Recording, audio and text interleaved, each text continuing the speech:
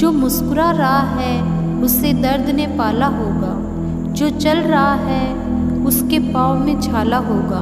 बिना संघर्ष के इंसान चमक नहीं सकता, जो जलेगा उसी दिए में उजाला होगा। संघर्ष क्यों बचे संघर्ष से, संघर्ष ही तो जीवन है, आत्मा है। जितना कठिन संघर्ष होगा उतनी ही शानदार जीत होगी। एक बार एक किसान भगवान से बहुत ही नाराज़ हो गया।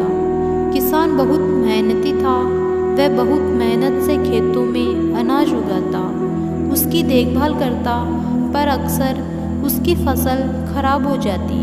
कभी सूखा पड़ जाता, कभी बाढ़ आ जाती, कभी तेज़ धूप, कभी आंधी, कोई न कोई कारण बन ही जाता, उसकी फसल खराब हो जाती। एक दिन वह किसान गुस्से में आसमान की ओर देखकर भगवान से कहा, हे ईश्वर, आपको लोग सर्वज्ञाता मानते हैं, आप सब जानते हैं, कहते हैं कि आपके इच्छा के बिना एक भी पत्ता नहीं हिलता, पर मुझे लगता है कि आप छोटी से छोटी बात भी नहीं जानते।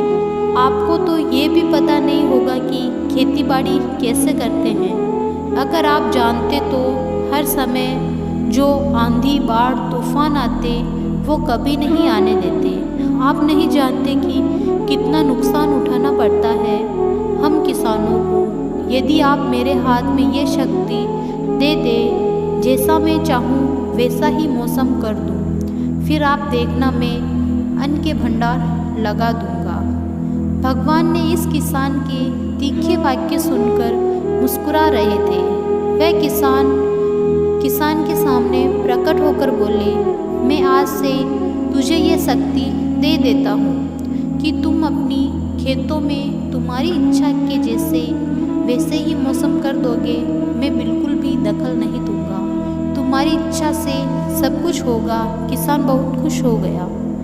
किसान ने गेहूं की फसल अपनी खेतों में बोई। जब उसे लगा कि खेतों को धूप चाहिए तो खेतों को धूप मिले, जब पानी बरसाना चाहिए तभी पानी बरसे। आंधी, तूफान, बाढ़ कुछ भी आपने अपने खेतों में नहीं आने दिया। किसान के खेत में इस वर्ष फसल हुई जैसी कभी नहीं हुई थी। हरी भरी लहलाती फसल, मन ही मन बहुत खुश हो गया। किसान सोचने लगा, अब सबूत के साथ दिखाऊंगा भगवान को कि इसे कहते हैं शक्ति का सही उपयोग। मेरी सफलता देखकर उन्हें अपने नियम जरूर बदलने पड़ेंगे। कुछ दिन गुजरने के पश्चात फसल पक गई, काटने को तैयार हो गई। किसान बहुत उत्सुकता के साथ फसल को काटने लगा। जैसे ही उसकी नज़र गेहूं की बालियों पर गई, उसने अपना सिर पटक लिया और रोने चिल्लाने लगा। गेहूं की एक भी बाली के अंदर गेहूं का दाना नहीं था, सारी बालियां अंदर से खाली थी। किसान बहुत दुखी हो गया। उसने भगवान को रोते हुए पुकारा, हे प्रभु, तुमने ये मेरे साथ क्या किया? तुमने मुझे कौन सी सजा दी? भगवान बोले, पुत्र, ये तो होना ही था। तुमने पौधों को संघर्ष करने का मौका ही नहीं दिया। ना तुमने उन्हें आंधियों से जूझने दिया, ना तेज बारिश सहने दिया, ना धूप से तपने दिया। एक भी चुनौती का सामना तुमने उन्हें नहीं करने दिया। इसलिए सारे पौधे अंदर से खोखले रह गए। जब आंधी, तूफान, तेज बारिश और धूप पड़ती हैं, तभी ये पौधे अपने अस्तित्व को बचाने के लिए संघर्ष करते हैं। और इसी संघर्ष से एक बल पैदा होता है जिसमें शक्ति होती है, ऊर्जा होती है।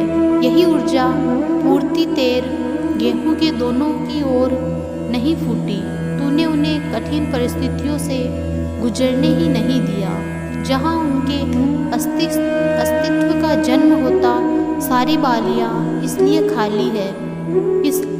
इसमें एक भी गेहूं का दाना नहीं है, क्योंकि तुमने अपने पौधों को संघर्ष कराया ही नहीं। याद रखिए, स्वर्ण में स्वर्णीय आभा तभी आता है जब वह आग में तपने, गलने और हथौड़े से पीटने जैसे संघर्षों से गुजरते हैं।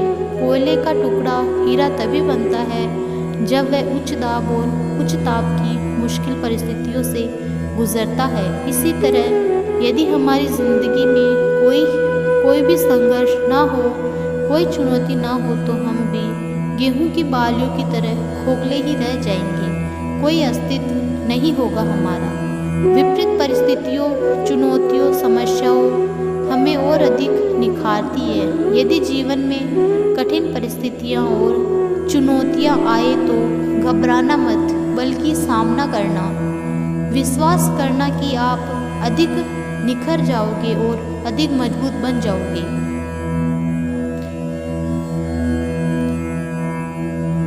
किसी ने कितना सही कहा, जिंदगी जीना आसान नहीं होता, बिना संघर्ष कोई महान नहीं होता।